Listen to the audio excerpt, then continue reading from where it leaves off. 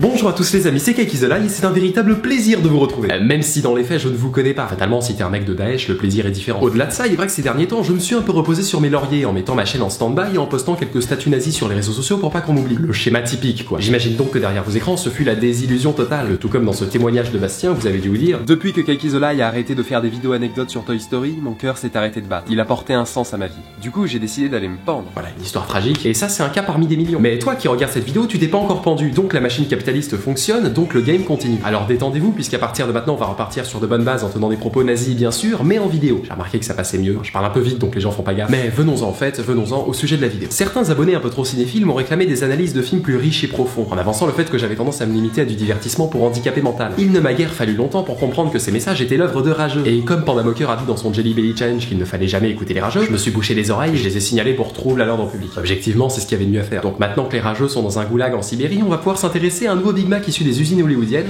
Independence Day. Vous le savez, ce film n'a pas une réputation de chef-d'œuvre stimulant l'intellect au plus profond de vos synapses. Le but de cette vidéo est donc, via une relecture objective, de chercher un éventuel moyen de réhabiliter le film et de comprendre la vision de Roland Emmerich. C'est juste parce qu'il y a le 2 qui sort quoi. Oui. Cependant, pour cette vidéo, fini les emballages artificiels de type versus time pour faire croire que j'ai inventé quelque chose. Et on va partir sur une petite critique suivie de 15-20 minutes pour étudier le film chronologiquement. Bon, le concept vieux comme Giscard d'Estaing quoi. Du coup, c'est y part. Tout d'abord, veuillez m'excuser d'avoir inversé l'image pour pas aller en prison, mais je vous ai fait un petit décor hyper cocooning pour compenser, vous avez grave de la chance. On démarre donc sur un générique avec des lettres qui explosent afin de bouleverser le spectateur pour le reste de son existence, puis le film enchaîne sur l'arrivée des vaisseaux aliens en direction de la Terre. Le signal de leur approche est d'abord découvert par un sous-traitant chinois, et l'info remonte rapidement jusqu'au président des États-Unis d'Amérique, qui est un bel étalon occidental pure souche. Mais malgré sa pureté extérieure, notre ami semble dissimuler quelques faiblesses d'ordre pulsionnel. J'ai un aveu à te faire. J'ai la chance de dormir aux côtés d'une ravissante petite brune.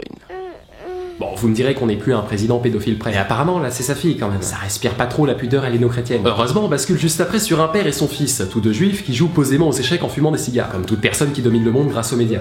Excusez-moi, c'est le film qui est stéréotypé de base. Mais sinon, c'est à partir de là que ça commence à devenir n'importe quoi. Roland Emmerich, en pensant qu'on serait pas capable de se concentrer plus de 20 secondes sur des dialogues géostratégiques, a jugé bon d'intégrer une intrigue ayant pour thème la vie de couple de Jeff Goldblum. Tu es divorcé, oublie, va de l'avant, c'est malsain. Pour qu'on s'identifie un peu dans ce bordel. Alors déjà qu'il m'est impossible de m'identifier à un juif écolo qui fait du tri sélectif, premier point. Le vrai souci, c'est que ça n'a aucune forme d'intérêt. Le film fait 2h25 à cause de ces conneries. Les gens qui allaient voir Independence Day, c'est pour voir des maisons qui explosent, à poursuivre les péripéties amoureuses d'un hippie. Mais pour compenser un stéréotype, ça tombe sous le sens, il faut créer l'exact opposé. C'est pour cette raison que nous allons également suivre l'histoire de paysans beaufs dans des caravanes. De cette manière, nous atteignons l'équilibre des stéréotypes, pour que tous ces personnages inutiles puissent s'annuler entre eux. Mais évidemment, c'est un mal pour un bien, puisque toutes ces séquences à échelle humaine ne servent qu'à accentuer la démesure des vaisseaux extraterrestres qui font leur approche. Une situation qui continue d'ailleurs d'inquiéter notre président à la sexualité douteuse. Nous ne savons pas encore à quoi nous avons affaire pour porter le moindre jugement intelligent.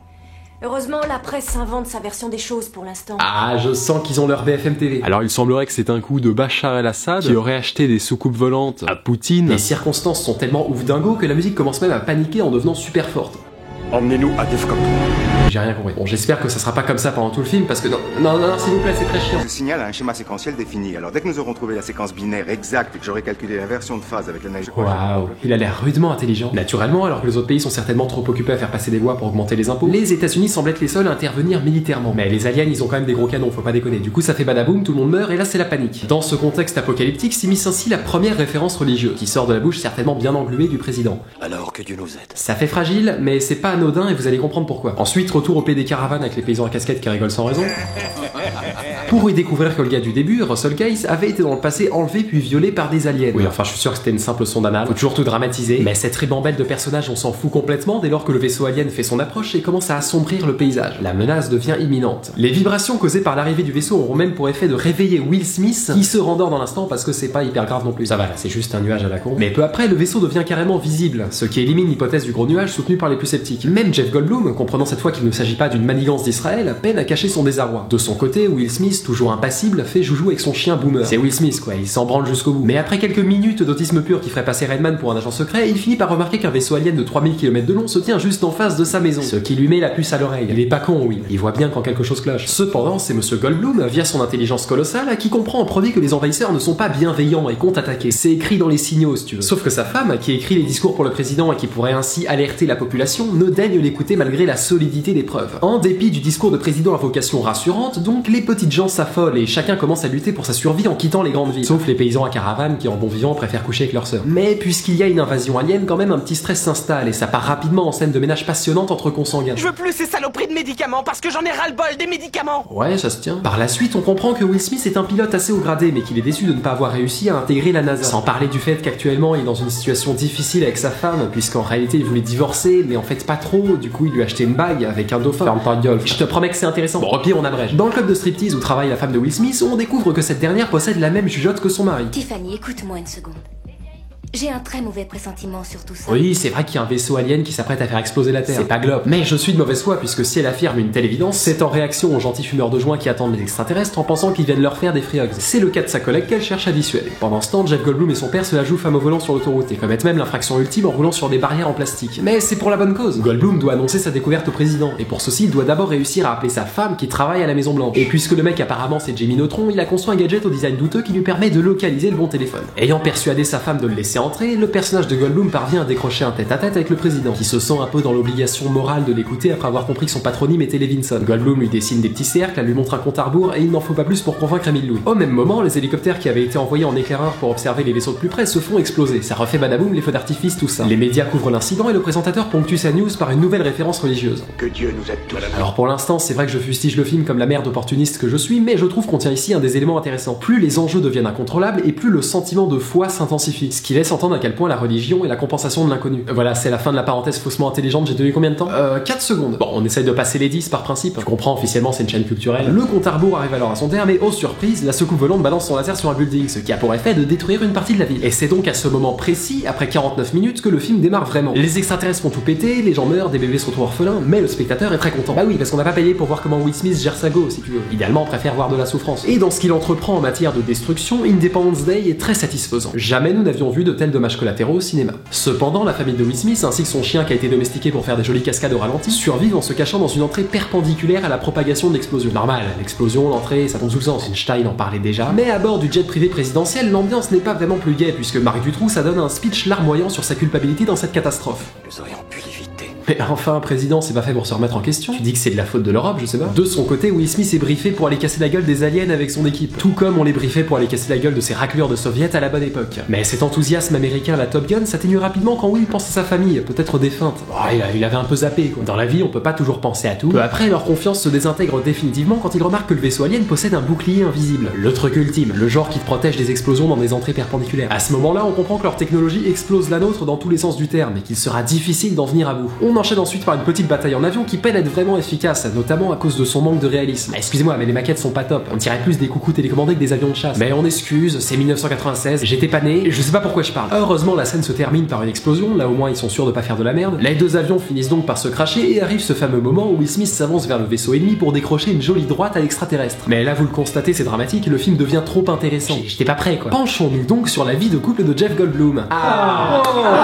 Eh ben dis donc la bourgeoise, pourquoi t'es fâché avec Jeff? Mais monsieur, c'est-à-dire qu'il y a quand même une invasion. Non, mais regarde, il est BG, juif, intelligent, il possède un vélo. Après tout, c'est ça la poésie du cinéma, faire cohabiter le banal et l'extravagant. Je l'admets, mais ça serait bien que les personnages réagissent de manière rationnelle, plutôt que de parler d'histoire de cul jusqu'à leur dernier souffle. Heureusement, l'intrigue principale, consternée par un tel degré de médiocrité, décide de reprendre un peu le dessus. Une dispute éclate alors entre les différents passagers, puisqu'apparemment, les États-Unis étaient déjà au courant de l'existence des extraterrestres depuis bien longtemps avec l'affaire Roswell. Et pendant ce temps, alors que les aristocrates gèrent leurs problèmes de couple dans les airs, les Sandans subissent directement les conséquences de la catastrophe. Le monde est en ruine, les religieux sortent leurs pancartes, bref c'est la merde. Mais la femme de Will Smith garde espoir et continue d'arpenter le pays avec sa voiture pour sauver des vies. Et enfin on repasse du point de vue de Will Smith qui tabasse des aliens dans le désert pour le plaisir. Ah ok c'est déjà fait. Bon dommage, mais c'est pas si grave puisque le film va nous permettre de découvrir l'intérieur de la zone 51. Voilà une ambition assez classe. Afin de préserver le secret, le président n'avait jamais été mis au courant de son existence et la découvre ainsi en même temps que nous. Il fait au passage la connaissance d'un scientifique expert sur la question extraterrestre, un gars qui apparemment surjoue la folie en disséminant quelques rires de cochonne au milieu de ses phrases. Quel plaisir. Bon, écoutez, là, je n'ai plus rien à dire. Il faut un petit état des lieux, le scientifique lui dévoile des cadavres d'aliens qui avaient été conservés dans des bocaux à cornichons, mais a priori, des mystères subsistent. Par exemple, aucun moyen de savoir comment ils parviennent à communiquer sans corde vocale. Le président, toujours en admiration face à la prestation de Goldblum qui dessine les cercles mieux que personne, compte sur ce dernier pour trouver le fin mot de cette histoire. Mais puisqu'il s'agit d'un film à destin croisé, vous vous doutez bien que Will Smith aura une utilité dans la résolution de cette affaire. Il est pas juste là pour faire cracher des avions. Plutôt dans le film recueilli par les rednecks, il finit par arriver en jeep dans la zone 51, fait un petit salut nazi pas piqué des hannetons et présente la créature furent neutralisés. Le seul alien vivant à leur disposition, qu'ils vont pouvoir analyser à leur tour en mettant des sondes anales dedans. C'est de bonne guerre. En discutaillant tranquillou avec un général au gradé, Will Smith apprend que la base militaire où il travaillait était purement et simplement rayée de la carte. Ce qui a pour effet de le chagriner, comme le démontre ce travelling circulaire accompagné par des violons. Ah mais attendez, je suis au chômage. Pendant ce temps, sa femme continue de patrouiller dans le pays à la recherche de survivants, et fait même connaissance, par le biais d'un hasard hasardeux tout à fait fortuit, avec la conjointe du président, donc la première dame du pays. C'est votre fils? Oui, c'est mon ange. Excusez-le, il s'est pris un débris de mon Rochemort dans l'explosion. Ah, maintenant il parle en disant vroom vroom quoi. Mais au moment de ce dialogue insipide à base d'onomatopée se déroule surtout la fameuse analyse de l'alien, à laquelle se superposent des réflexions médicales d'une grande précision. Ah la vache, on peut dire que ça pue, c'est dégueulasse. Un condensé d'intelligence qui aurait pu s'éterniser si l'alien n'avait pas décidé de se réveiller pour remuer ses tentacules et buter tous les docteurs. Le président, de l'autre côté de la vitre, essaye dans un élan d'espoir de négocier la paix avec l'alien. On peut trouver un moyen de coexister. Peut-il y avoir une paix entre nous? Ok. Bon, étrangement, il refuse sa proposition et tente même de le tuer. Disons que c'est pas des aliens de la gauche tolérante. Mais les gardes du corps prennent le dessus et parviennent à se débarrasser de l'extraterrestre, qui aura cependant eu le temps, en essayant d'éliminer le président par voie mentale, de dévoiler les intentions de son peuple. C'est-à-dire éradiquer l'humain et piller les ressources de la Terre. Bon, ça on aurait pu le faire tout seul, un projet face auquel le président a une position bien tranchée. Ces salauds, il faut les atomiser. Et qui dit atomiser dit bombe atomique, hein, ils font pas les choses à moitié. La situation est donc critique, l'arme la plus dévastatrice de l'histoire s'apprête à être utilisée, et devinez que fait Jeff Goldblum? Il clash sa femme et règle ses histoires de cul. Non mais vous voyez bien que le film devient trop con pour être regardé là, autant arrêter tout de suite. Mais bon, il y a quand même des belles explosions, du coup nous allons continuer. Le président demande à ce qu'une bombe soit larguée sur Houston pour réduire en cendres le vaisseau des envahisseurs, sauf que gros malaise, elle n'a aucun effet. Les extraterrestres c'est pas les brider, hein, donc à ce stade tout semble perdu. Will Smith retrouve ensuite sa femme on ne sait trop comment à l'aide d'un hélicoptère volé, ce qui permet accessoirement de sauver la première dame, mais aux vives émotions succède l'amertume, puisque cette dernière est condamnée. Son mari, toujours aussi bon bluffeur dans les situations critiques, tente de la persuader de l'inverse. Les médecins pensent que tu vas très bien t'en sortir. Ah ok, tu vas crever. Allez, prenons des lulus. Un politicien qui sait pas mentir, c'est grave quand même. Tu m'étonnes qu'on lui a rien dit pour la zone 51. Aucune trace d'extraterrestre n'a jamais été découverte sur le sol américain. Oh menteur. Oh mais non, comment t'as deviné? Lui, c'est un petit malin. Cohn-Bendit part de la salle pour se consoler avec son amante préférée et le film enchaîne sur un dialogue à portée religieuse entre Goldblum et son fils, qui traduit encore une fois le désabusement total des protagonistes. Cependant, la dernière phrase prononcée par le père résonne dans la tête de Jeff Neutron comme la solution à tous les maux. Et honnêtement, il est pas loin de lâcher un petit eureka des familles pour remplir son contrat de génie stéréotypé. L'idée consisterait en l'implantation d'un virus dans le vaisseau mère qui désactiverait le bouclier invisible overcheaté sur tout le reste de la flotte. Mais malgré un croquis fabuleux au moins aussi réussi que le premier, Goldblum ne parvient guère à convaincre les généraux et il faudra attendre que Will Smith, caché au second plan, s'interpose et affirme être en mesure de piloter le vaisseau alien de Roswell pour infiltrer incognito le vaisseau mère. Ainsi, son plan devient réalisable. Dans la scène suivante, les forces militaires de chaque peuple semblent s'unir pour lutter contre l'ennemi commun. Puisque la désactivation des boucliers ne prendra effet que quelques minutes, il sera nécessaire d'être efficace et de nouvelles recrues sont recherchées. Le paysan, qui ne servait strictement à rien depuis le début, décide de démontrer son utilité après 1h46 de film, pour ne pas avoir trop la honte. Il s'engage ainsi parmi les pilotes. Will Smith prend la décision d'épouser sa conjointe avant d'aborder cette mission qui pourrait lui être fatale, tandis que le président prononce un discours de motivation en raclant chacun de ses mots jusqu'au plus profond de sa gorge. Mais comme le jour où le monde a déclaré d'une seule voix, nous n'entrerons pas dans la nuit sans combattre. Pour le reste des Jedi, nous ne voulons pas disparaître sans nous battre et de les exterminer. Nous allons survivre. Se sentant viril après une telle performance vocale, il choisit de rendre honneur à sa formation de pilote en allant botter des culs extraterrestres directement à bord de son avion. Will Smith s'apprête quant à lui à prendre les commandes du vaisseau alien, tout en réclamant des cigares juste avant puisque c'est quand même un héros de film américain et qu'il se doit d'avoir son moment badass pour prôner les vertus du cancer. Smith et Goldblum prennent alors place dans l'engin, puis parviennent rapidement jusqu'au vaisseau mère où ils uploadent le virus en 15 secondes. Et oui, les aliens ils peuvent paraître un peu bougons vu comme ça, mais en informatique ils sont complètement open. Tu peux les pirater dans tous les sens, ça ne pose pas de problème majeur. Les boucliers se retrouvent par conséquent inopérationnels, ce qui laisse la liberté aux unités aériennes de commencer à balancer des missiles en toute tranquillité. Sauf que les représailles ne se font pas attendre et la scène part rapidement en live avec des vaisseaux aliens qui tirent partout. Inévitablement, les civils commencent à s'agiter, à prier des dieux quelconques et à sortir des phrases nulles. Tu as peur?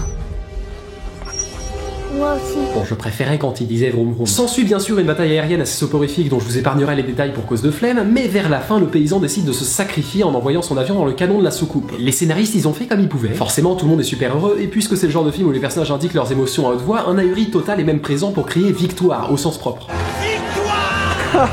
Content. Les Américains préviennent alors les autres pays de la fameuse méthode magique pour venir à bout de ces soucoupes volantes. Une méthode qui sera plus tard réadaptée dans des performances. Loin de l'enjaillement collectif, Smith et Goldblum se retrouvent piégés par les extraterrestres, dont ils n'avaient guère soupçonné la malice. Après avoir fumé un cigare parfaitement inutile à l'intrigue, ils s'en sortent en envoyant un missile sur les aliens. Faut jamais chercher très loin, ça finit toujours pareil. Et de ce fait, font exploser le vaisseau mère, comme l'illustrent tous ces plans qu'on avait déjà devinés à l'avance. Le monde entier célèbre alors la défaite des envahisseurs. Des beaux pilotes américains jusqu'au peuple indigène sans vêtements. Même les Égyptiens avec leurs pyramides sont très heureux. Regardez, le président retourne dans la zone 51 après avoir pris le temps de remettre un peu de gel et on y apprend que Smith et Goldblum auraient disparu des radars. Mais en fait non, bien sûr, ils sont vivants, c'est trop chouette et c'est la fin. Je vais vous dire la vérité, ça faisait plusieurs années que j'avais pas vu Independence Day. Et en le revoyant aujourd'hui, j'ai été pas mal déçu. Je m'attendais pas à du 2001, ok, mais à quelque chose de plutôt fun, à en croire le culte acquis par ce film. Cependant, le nombre de clichés et de facilités scénaristiques rend son visionnage presque ennuyeux. Peut-être était-il correct à l'époque, mais il semble avoir perdu beaucoup de son intérêt aujourd'hui. Pourtant, l'œuvre d'Emmerich n'est pas dénuée de qualité. En mettant en scène une intrigue à si grande échelle, on perçoit la diversité des réactions face à une invasion alien. La crainte, la joie, la curiosité. Finalement, le film aurait pu être un bon sujet d'étude s'il n'avait pas cumulé de nombreux stéréotypes en tout genre tout en se prenant au sérieux. Sachant que Mars Attacks l'est tourné déjà en dérision la même année. Mais la cerise sur le gâteau qui vient rendre le film définitivement insipide est cette orchestration lourdingue, prévisible de bout en bout et venant parasiter certaines scènes au potentiel émotionnel déjà assez faible. En résulte un long métrage divertissant grâce à la folie de son concept, mais dont le seul véritable atout est la performance technique pour 96. Bien que l'utilisation de maquettes desserve à mon sens les passages aériens qui auraient mérité d'être en CGI, le résultat est tout à fait convaincant en ce qui concerne les scènes de destruction grâce à la qualité des cascades et des effets pyrotechniques. Mais à côté de ça, de nombreuses sous-intrigues auraient mérité d'être maniées dans un souci de crédibilité. Je conçois qu'on veuille intégrer un peu d'humanité dans une histoire aussi démesurée, mais c'est par le réalisme que le spectateur s'identifie. Ici, on frôle l'absurde toutes les 2 secondes, aussi bien en termes de dialogue qu'en termes de mise en scène. Donc voilà, on en a terminé avec ce film, mais bien sûr, vous n'allez pas penser qu'après ces 10 ans d'absence, je me contenterai de poster une vidéo sur un film de merde avec 2 analyses bidons et merci au revoir. Non, comprenez bien que je suis un fils de pute modéré, un peu comme un mec du Parti Socialiste. Je m'engage donc pendant les vacances à rehausser de manière significative la fréquence de sortie des vidéos. C'était pas toi qui avais promis une rétrospective sur The Palma, une critique de Batman vs Superman, la vidéo sur Ace Attorney, les courts-métrages. Non mais enfin, j'ai jamais dit que je tenais mes promesses. Le principe c'est que je dis n'importe quoi pour faire le buzz, et ce qui se passe après on s'en fout les gars. Vous avez rien pigé quoi. Bref, de toute évidence, vous pouvez me faire confiance, cet été sera sous le signe du cinéma et de la vidéo de très grande qualité. Enfin meilleure que celle-ci j'espère. Je vous avoue que je l'ai faite en 3 jours avant de partir dans le sud. Oui effectivement, je n'ai rien branlé pendant 4 mois. Oui, cette chaîne est une escroquerie, mais je n'ai jamais cessé de penser à vous. Et ça c'est peut-être le plus important. En tout cas, je vous dis au revoir bien sûr,